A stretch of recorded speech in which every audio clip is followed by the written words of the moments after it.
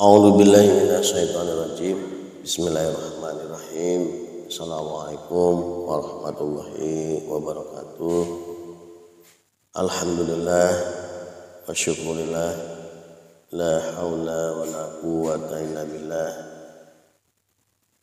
Amma ba'du. Berjumpa kembali bersama saya pada kesempatan kali ini, Ahmad Usmanto dari Padepokan Cahaya Siliwangi, kembali hadir untuk menyampaikan mutiara cahaya kalam dari guru kami tercinta. Semoga para sedulur semuanya dimanapun berada saat ini sedang dalam keadaan sehat walafiat dan dalam kondisi baik-baik saja. Tidak lupa salam serta salawat selalu kita sanjungkan kepada junjungan kita semuanya, pada baginda alam Kanjeng Nabi besar Muhammad sallallahu alaihi wasallam, pada para keluarganya, para sahabatnya, para tabiin-tabiinnya, dan tentunya kepada kita semua sebagai umatnya hingga akhir zaman. Amin amin Allah ya rabbal alamin. Alhamdulillah rabbil alamin, para sedulur semuanya, bertemu kembali bersama saya dalam sebuah konten mutiara cahaya kalam yang alhamdulillah pada kesempatan kali ini kita akan membahas tentang materi bahayanya merasa lebih baik ya. Jadi ternyata memiliki satu perasaan merasa lebih baik dari orang lain itu sangat berbahaya, karena akan melahirkan sifat-sifat buruk setelahnya. Berikut kutipan langsung dari beliau mengenai hal tersebut. Bahayanya merasa lebih baik. Orang itu akan selalu merasa benar bahwa dirinya benar sampai dia mati. Setelah mati baru dikebuki malaikat. Mungkin juga akan berusaha berhujah kepada malaikat yang memukuli. Kenapa dia dipukuli? Dan malaikat pun tak akan berhenti memukuli. Walau dia mengajukan pembelaan dan alasan-alasan, orang itu akan dipukul, hancur lebur jasad dan ruhnya. Lalu terbentuk lagi, dan ketika dia mau dipukul lagi, maka dia berhujah lagi. Malaikat berusaha dibantah, tapi dia tetap dipukul oleh malaikat sampai tubuh dan ruhnya hancur lebur. Tulang-tulangnya menjadi gugur. Lalu oleh Allah dibentuk lagi, jasad dan ruhnya jadi utuh.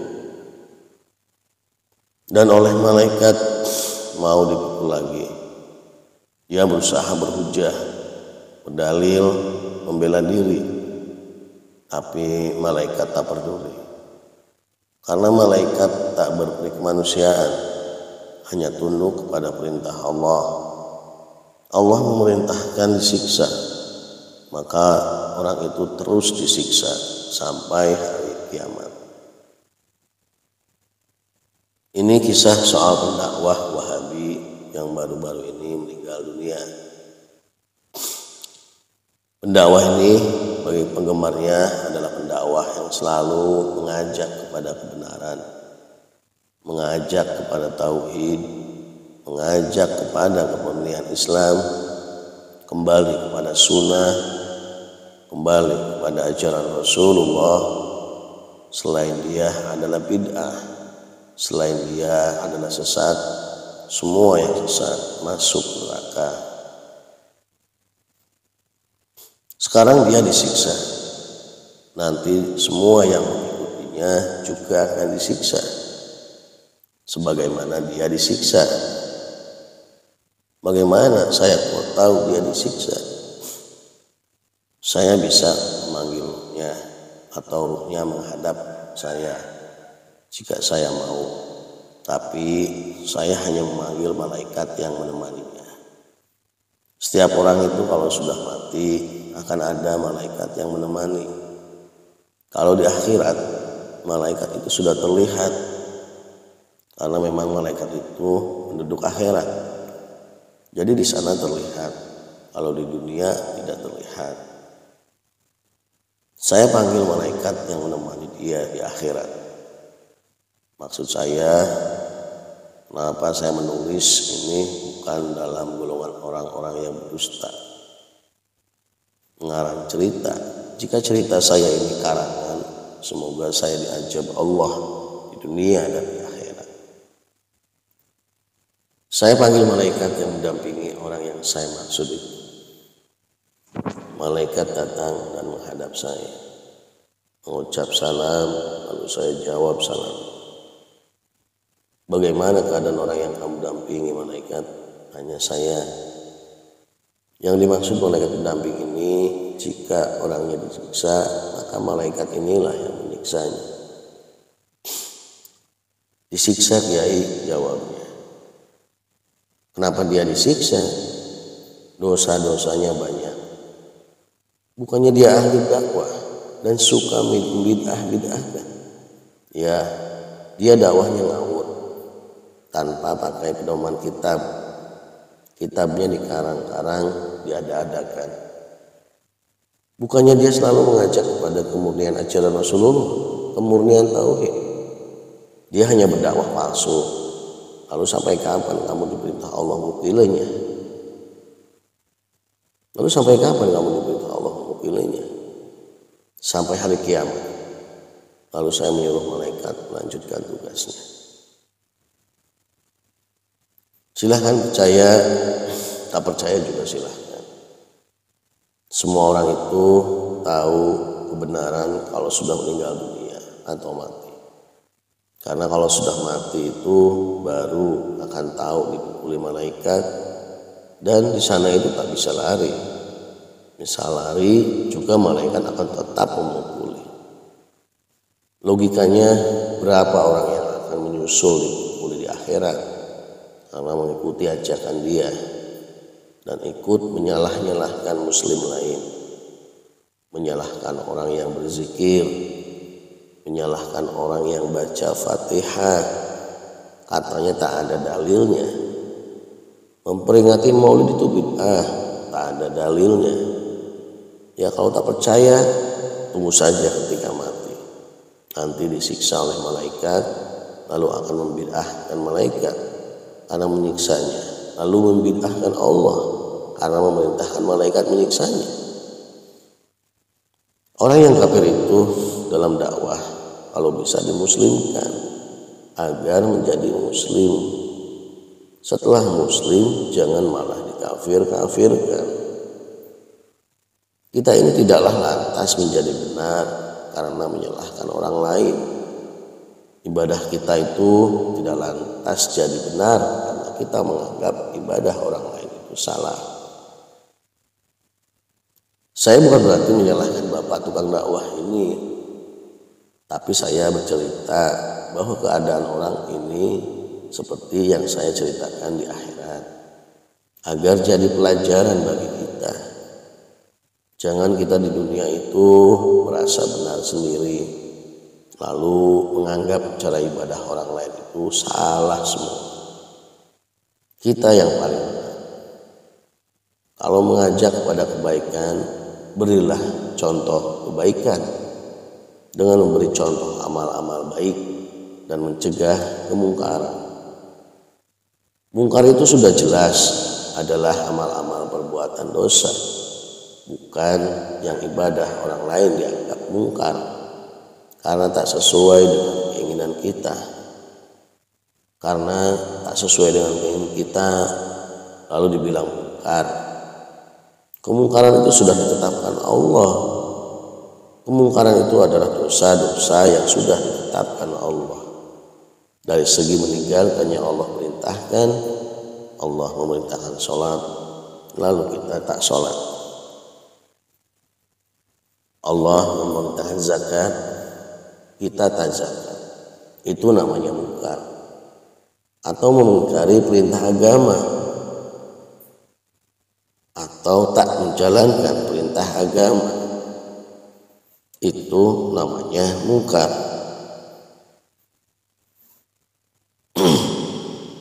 Jadi itu tadi apa yang disampaikan oleh beliau, guru kami tercinta, bahwa sangat berbahaya sekali menyimpan atau memendam atau merasa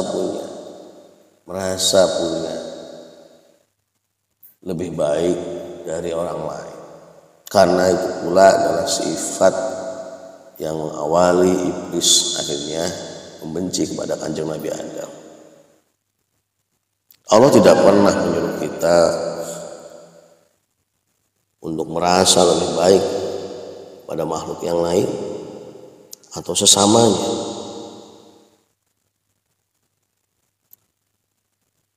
Rasulullah pun sama. Beliau menyampaikan syiarnya persis seperti dengan apa yang tadi disampaikan oleh guru kami. Beliau hanya menyampaikan kemungkaran-kemungkaran yang sudah mutlak dari Allah Subhanahu wa ta'ala. Rasulullah menyampaikan perintah-perintahnya dan juga menyampaikan larangan-larangan yang harus ditinggalkan.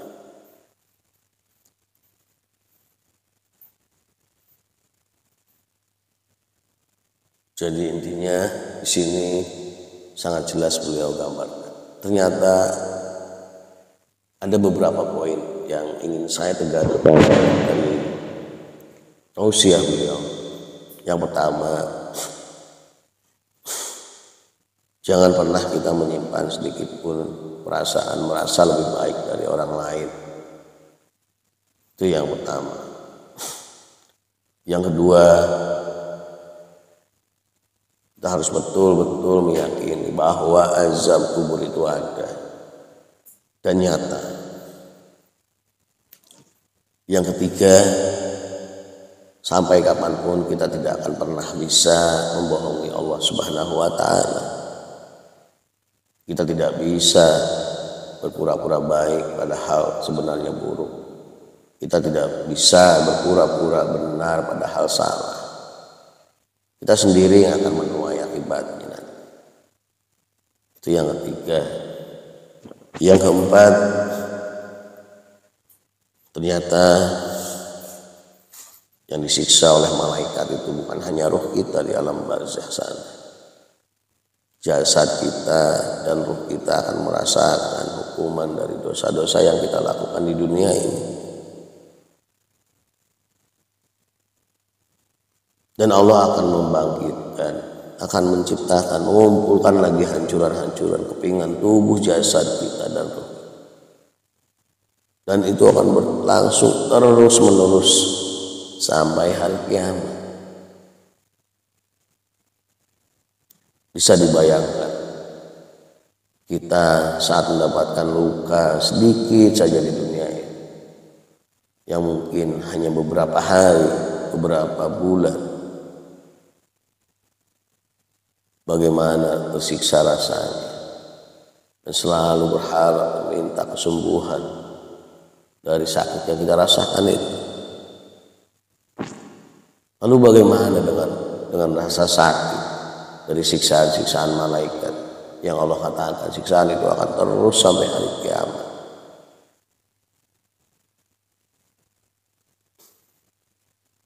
Di dunia kita sakit, kita menjerit, mungkin masih ada pertolongan dari orang-orang terdekat. Tapi di alam barzakh sana, di alam akhirat sana, saat malaikat sudah mendapatkan perintah Allah untuk menyiksa, dan tidak ada orang-orang yang terkoneksi yang bisa mengangkat dan menolong, maka siksaan itu akan berlangsung terus sampai hari kiamat. Silahkan dibayangkan, silahkan dirasakan bagaimana rasa pedih dan sakitnya disiksa terus menerus sampai hari kiamat. Pantas saja Kalau saja ada ungkapan yang mengatakan setiap ahli kubur yang sedang disiksa karena dosa-dosanya itu hanya satu permintaan, ya Allah, kembalikan hamba ke dunia ya Allah, walaupun sekejap, untuk bisa bersujud kepadamu ya Allah, bersujud, bertaubat dari segala dosa-dosa yang sudah pernah dilakukan. Yang kelima atau keenam, segeralah bertobat, segeralah membersihkan diri, segeralah menyiapkan diri, karena azal itu tidak pernah memberitahukan dirinya akan datang, karena azal itu adalah rahasianya Allah, karena azal itu tidak punya hati yang memberikan kesempatan kita untuk bertobat saat sedetik lagi dia akan datang. Tidak ada lagi hal yang bisa dilakukan untuk bisa mencegah ajal selain persiapan kita sendiri untuk mengikutinya. Mungkin hanya itu saja mutiara-mutiara dari cahaya kalam yang beliau sampaikan. Mudah-mudahan ada manfaat, dan ayo kita sama-sama membersihkan diri, memperbaiki diri, mempersiapkan diri sebaik-baik untuk datangnya ajal di hari-hari ke depan. Terima kasih atas perhatiannya. Akhirul kalam. Wassalamualaikum warahmatullahi wabarakatuh.